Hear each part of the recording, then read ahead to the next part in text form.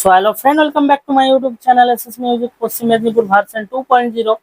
তো ফ্রেন্ড আজকে আপনাদের সামনে আমরা একটা CA20 এমপ্লিফায়ার রেখেছি। তো এটার যে সেটিং আপনাদেরকে বলবো। তো আমাদের আগের যে চ্যানেলটা সেটাই CA20 এর সেটিং এর ভিডিও ছাড়া ছিল। তো এখন হয়তো অনেকেই জেনে গেছে CA20 সেটিং। তো তাও আমি একটা ভিডিও করে দিচ্ছি, কারণ আমাদের এই চ্যানেলে এটা নতুন চ্যানেল, নাই ভিডিওটা। তো অ্যাকচুয়ালি সেই চ্যানেলটা কোনো কারণবশত ডিলিট হয়ে গেছে। আপনারা যদি নতুন হয়ে থাকেন এই চ্যানেলকে সাবস্ক্রাইব করে নেবেন আর পাশে থাকা বেল আইকনটি প্রেস করে দেবেন। এই ধরনের লেটেস্ট আপডেট সবার আগে আপনার মোবাইলে পৌঁছে যাবে। তো ফ্রেন্ড চলুন আপনাদেরকে আমি CA20 এর পিছনের যে সেটিং সেটা আপনাদেরকে শিখিয়ে দিচ্ছি। তো দেখুন, এখানে আপনারা দেখতে পাচ্ছেন সেন্সিটিভিটি, 30 হার্জ, হাই পাস এবং লিমিটার, 150 লো পাস এবং অপারেশন মোড। এখানে আমরা টোটাল 5টা সুইচ দেখতে পাচ্ছি। তো এই 5টা সুইচের কি কাজ সেটা আপনাদেরকে আমি বলে দিচ্ছি। এখানে প্রথমে দেখুন সেন্সিটিভিটি যে সুইচটা, এটা অ্যাকচুয়ালি আমাদের যে ইনপুট গেনটাকে এটা কন্ট্রোল করে। মনে করুন আপনার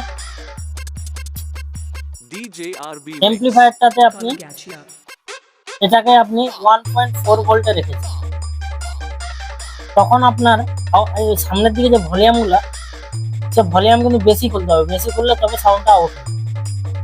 এবার ধরুন এখানে আপনি 1.0 ভোল্টে সেট করলেন, তখন এটার থেকে এটা একটু পরিমাণ কম ভলিউম করলে বেশি সাউন্ড হবে। আর এটা যদি একদম উপরের দিকে রাখি আমরা, তখন এই যে 0.775 ভোল্ট এতে রাখলে কিন্তু আমাদের যে ইনপুট গেনটা সেটা অনেক হাই হয়ে যাবে, যার জন্য অল্প ভলিউম দিলে কিন্তু আমাদের সাউন্ডটা অনেক বেশি আউট হবে। অ্যাকচুয়ালি এটার একটা রেজিস্ট্যান্সের মতো কাজ করে, ইনপুট গেনটাকে গার্ড করছে আর কি। তো আপনার এটা যদি প্রয়োজন হয়, আপনার যেখানে প্রয়োজন হবে আপনারা সেটা সেট করে নেবেন। এরপর দেখুন এখানে আছে 30 হার্জ হাই পাস। যদি আপনি ইনপুটের ক্ষেত্রে ব্যবহার করেন CA20, তখন আপনি 30 হার্জ হাই পাসটাকে আপনি অন করবেন, টপ বাজানোর ক্ষেত্রে কিন্তু আমি বলছি, বেস নয়। আর এই লিমিটার সুইচটা সবসময় অন রাখবেন, এটা আমাদের প্রোটেকশন যে প্রোটেকশনের জন্য এটা বানানো হয়েছে। অ্যাকচুয়ালি প্রোটেক্ট এলইডি আর ক্লিপ এলইডিটা এই সুইচটার উপর অনেক কিছু কাজ করে, তো এটা সবসময় অনই রাখবেন। আর টপ বাজানোর ক্ষেত্রে ইনপুটে আপনি 150 হার্জ লো পাসটা অফ করে দিবেন। আর এই অপারেটিং মোড যে সুইচটা, এটার কাজ হচ্ছে অ্যাকচুয়ালি দেখুন এখানে ব্রিজ মোড, প্যারালাল মোড এবং স্টেরিও মোড। আপনি যদি স্টেরিও ভাবে এমপ্লিফায়ারটাকে ইউজ করতে চান, তখন এই সুইচটাকে একদম নিচে রাখবেন। এবার আপনি যদি বলেন যে প্যারালালে ইউজ করেন, মানে একটা ইনপুটে 2 সাইড চালাবেন, তখন এটাকে মিডিলে রাখবেন। তাহলে আপনার একটা চ্যানেল 1 এ ইনপুট দিলে 2 সাইড কাজ করবে। আর যদি আপনি ব্রিজে ইউজ করতে চান, তখন এটাকে উপরে তুলে দেন। ব্রিজ মোডটা কি? ব্রিজ মোড হচ্ছে আমাদের যে A জোন এবং B জোন, এই দুটো জোনকে একটা করে ডবল, মানে অ্যাকচুয়ালি 2 সাইডটাকে এক করে এর যে আউটপুটটা হাই করে দেয় অনেক। ব্রিজ মোডে মেশিনেরও ক্ষতি, স্পিকারেরও ক্ষতি, তার জন্য কেউ ইউজ করে না, এটা না দেওয়াই ভালো। তো আমরা প্যারালাল এবং স্টেরিও ইউজ করি, ঠিক আছে। আচ্ছা, এখানে এই সুইচগুলো এবার দেখুন, যদি আপনি কম্পিটিশনের ক্ষেত্রে ব্যবহার করতে চান, যদি টপের ক্ষেত্রে ইউজ করতে চান, তখন আমি বলে দেই 150 হার্জ লো পাসও অফ থাকবে, 30 হার্জ হাই পাসও অফ থাকবে। কেন অফ থাকবে? কারণ আমাদের যে ডট পেটি, সেই ডট পেটিতে যে আমাদের প্রেসার মেশিন এবং ইকুয়ালাইজারে যে সাউন্ডটা আমরা কন্ট্রোল করছি, সেই সাউন্ডটা যেন ডাইরেক্ট এমপ্লিফায়ারে ইন হয় এবং সেই সাউন্ডটাই যেন বের হয়, যাতে এখানে যে কোম্পানির যে ক্রসওভার যেটা এমপ্লিফায়ারের মধ্যে দেওয়া রয়েছে, এইগুলা যদি আমরা ইউজ করি এই দুটো, তখন আপনারা যেটা ডট পেটিতে আপনারা যে সাউন্ডটা করতে চাইছেন, সেই সাউন্ডটা কিন্তু এমপ্লিফায়ার পাবেন না। তখন এমপ্লিফায়ার নিজের মতো করে সাউন্ড ভিতরে তৈরি করে আউট করবে, তখন আপনার বেসের যে স্ট্রোকটা না, সেটা নষ্ট হয়ে যাবে। তার জন্য কম্পিটিশনের ক্ষেত্রে সবসময় কোম্পানির ক্রসওভারকে বন্ধই রাখবে।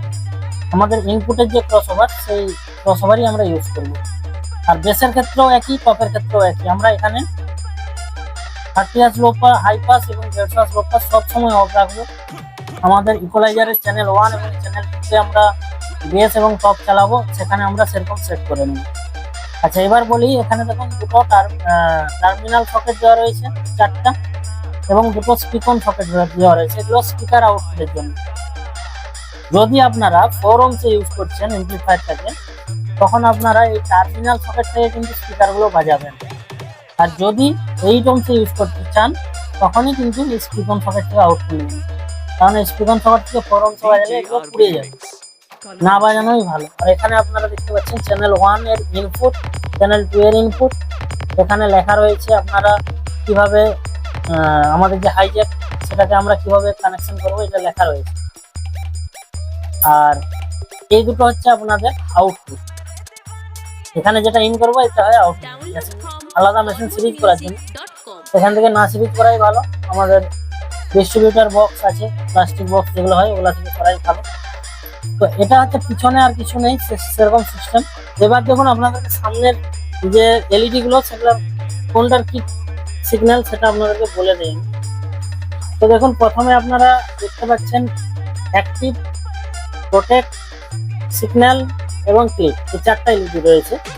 তো আমরা যখন মেশিনটাকে অন করব, তখন এখানে আপনারা অ্যাক্টিভ লাইট দুটো দেখতে পাবেন, ব্লু কালারের জ্বলবে, মানে মেশিনটা অ্যাক্টিভ হলো। প্রথমে প্রোটেকশন মোডে থাকবে, তারপরে দুটো অফ হয়ে যাবে, তারপর অ্যাক্টিভ হয়ে যাবে। এবার যখন আমরা ভলিউম বাড়াবো, তখন এখানে আপনাদের সিগন্যাল এলইডি গুলো জ্বলবে দুই সাইডে। যেমন ওটা দেখলে আপনারা বুঝতে পারবেন যে মেশিনটা কাজ করছে। আর ক্লিপ এলইডিটার কি কাজ? ক্লিপ এলইডি হচ্ছে আমাদের যখন ভলিউম আমরা বেশি বাড়াবো, স্পিকারে হাই ভোল্টেজ আউট হবে, তখন কিন্তু ক্লিপ এলইডি দেখাবে আপনাকে, তখন আপনাকে ভলিউমটা একটু কমাতে হবে। এবং ক্লিপ এলইডির অনেক কিছু কাজ রয়েছে। ক্লিপ এলইডি যখন আপনার অ্যাম্প্লিফায়ার ভোল্টেজ কম পায়, তখন কিন্তু ক্লিপ এলইডি তাড়াতাড়ি দেখায়। ভোল্টেজ ঠিক থাকলে, মানে ডিজিতে যখন চলে, তখন ক্লিপ এলইডি কম দেখায়। আপনি ফুল ভলিউম করে দিলেও ক্লিপ এলইডি দেখাতে চায় না। মেশিনের প্রবলেম থাকলে সেটা আলাদা ব্যাপার। আর প্রোটেকশন এলইডিটার কাজ হচ্ছে, আপনার যদি কোনো সময় কয়েল হিট করে, তখন আপনাকে প্রোটেকশন এলইডি দেখাবে। কয়েল শর্ট হয়ে গেলে প্রোটেকশন এলইডি দেখাবে। আপনার আউটপুটে কোথাও তারে শর্ট থাকলে প্রোটেকশন এলইডি দেখাবে, আপনাকে ওগুলো চেক করার জন্য দেখায়। বা মসফেট শর্ট হয়ে গেলেও প্রোটেকশন এলইডি দেখায়। মসফেট শর্ট হয়ে গেলে ক্লিপ, প্রোটেকশন এলইডি, এই দুটো কিন্তু জ্বলে যায়। তো যাই হোক, এই হচ্ছে সামনের সিস্টেম। এটা CA20 ক্লাস এইচ এর একটা সাউন্ড স্ট্যান্ডার্ড কোম্পানির এমপ্লিফায়ার, খুব ভালো এমপ্লিফায়ার। তো যারা ইউজ করছেন বা ইউজ করবেন, তাদের জন্য এই ভিডিওটা। তো ফ্রেন্ড, ভিডিওটি ভালো লাগলে লাইক করে দেবেন, চ্যানেলে নতুন হয়ে থাকলে চ্যানেলটিকে সাবস্ক্রাইব করবেন। আর ভিতরে যদি দেখতে কারো ইচ্ছা থাকে যে CA20 ভিতরটা কিরকম, তো দেখুন, দেখিয়ে দিই, ভালো করে দেখে নিন। এই হচ্ছে CA20 ভিতর। তো যাই হোক, যদি কারো CA20 ক্লাস এইচ এর যে কোনো amplifier, ATI pro, M pro repairing এর জন্য প্রয়োজন হয়, কন্ট্যাক্ট করে নেবেন, আমাদের কাছে এমপ্লিফায়ার রিপেয়ারিং হয়। তো ফ্রেন্ড, ভিডিওটি আজকে এখানেই শেষ করছি।